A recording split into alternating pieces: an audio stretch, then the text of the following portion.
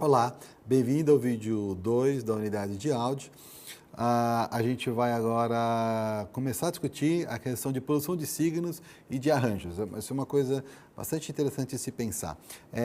Cada vez que eu, o indivíduo, decido, né, significar algo com as diferentes linguagens, com as diferentes coisas que me são disponíveis, eu necessariamente tenho um trabalho de edição, que nem a gente viu na unidade passada, onde eu vou pegar esse conteúdo e transformar esse conteúdo em algo ser significativo para mim e para o outro. Então, quer dizer, vamos voltar ao exemplo da vestimenta.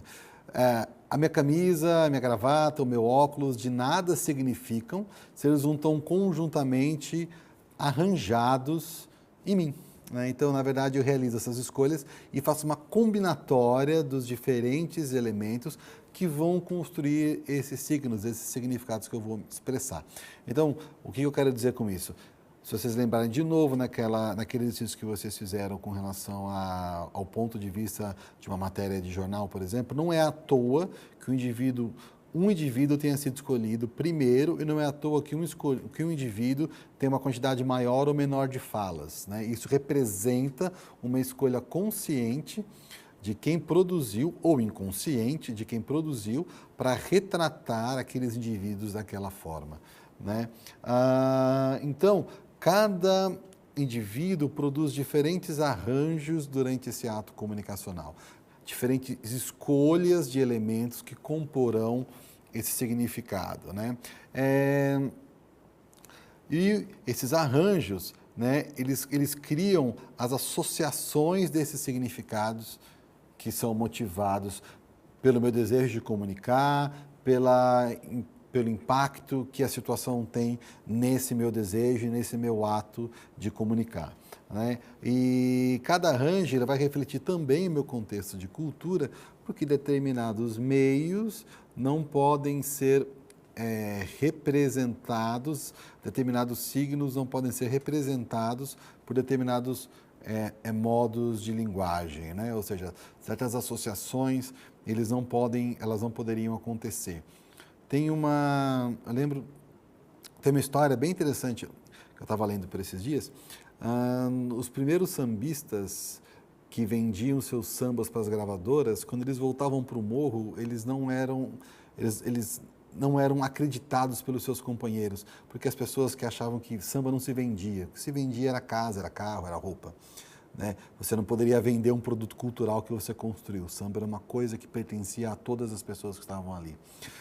É mais ou menos essa relação, ou seja, a ideia de venda, a significação de venda não se relacionava com a significação de arte. Interessante a gente parar para pensar nisso, né?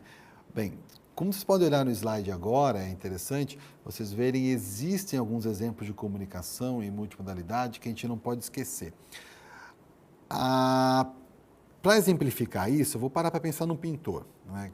Quem faz arte e pinta em casa, mesmo que amadoramente, vai concordar com o que eu tenho a dizer.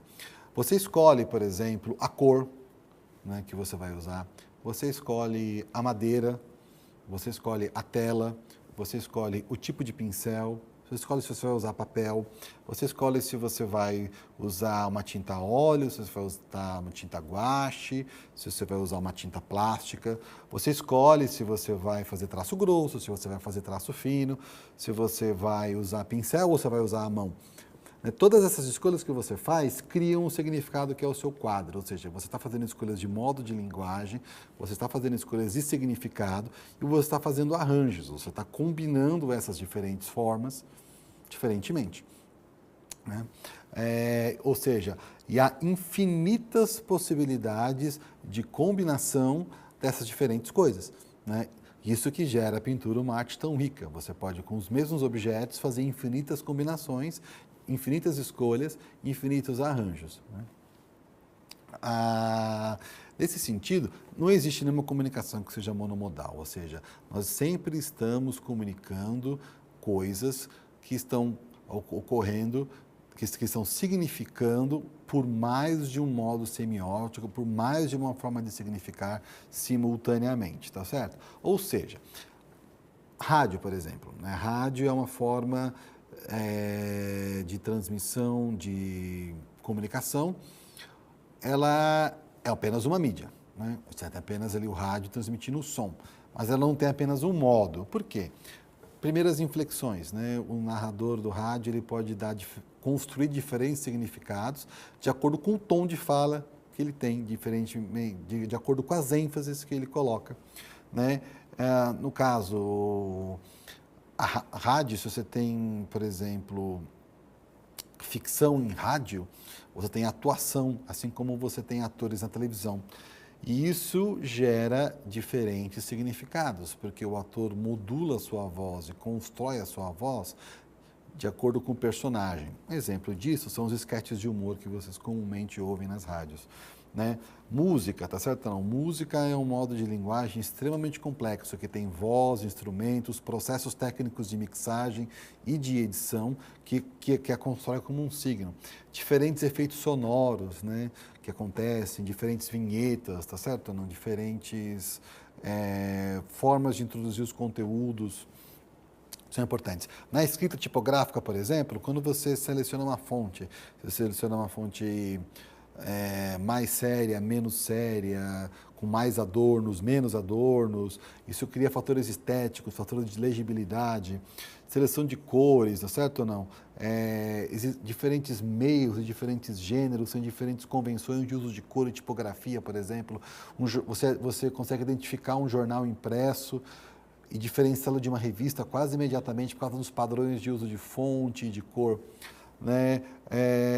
Existem convenções do meio, como por exemplo seleções de espaçamento, diferentes meios usam diferentes espaçamentos. Se você lê um jornal, por exemplo, a matéria principal da página tem um espaçamento e um tamanho de fonte bastante diferente das pequenas notas que estão no pé da página, por exemplo.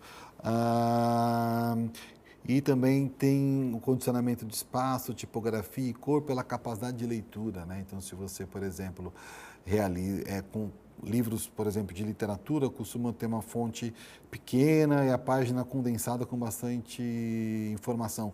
Você pega um livro de literatura infantil ilustrado, você tem muito mais figuras e menos conteúdo tipográfico por página. Ou seja, você convenciona isso de acordo com o meio e de acordo com o público no qual você está querendo atingir, né? Uma coisa que é interessante a gente pensar também é que a mídia, além do meio de transmissão, ela pode, que é uma coisa que a gente já discutiu na unidade anterior, com o processo de transmissão comunicacional, ela pode também ser uma empresa responsável pela construção desses significados.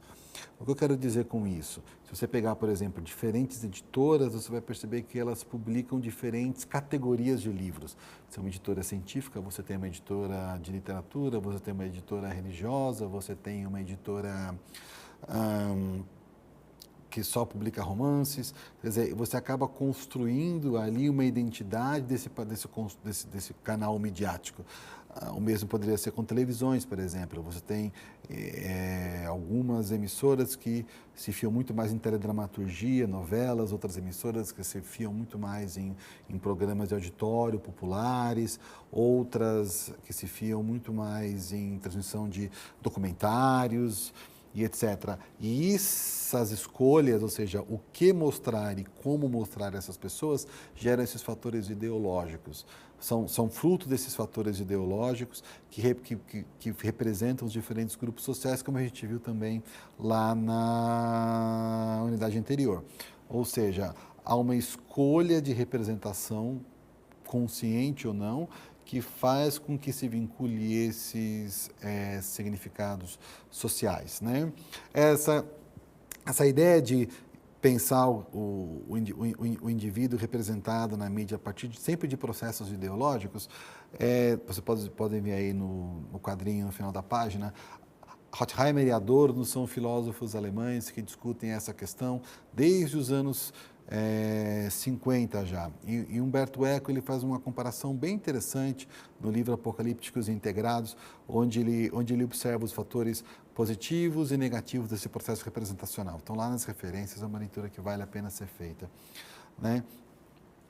Aí, é interessante pensar, agora, quais tipos de mídia existem, né? Uma coisa que eu esqueci.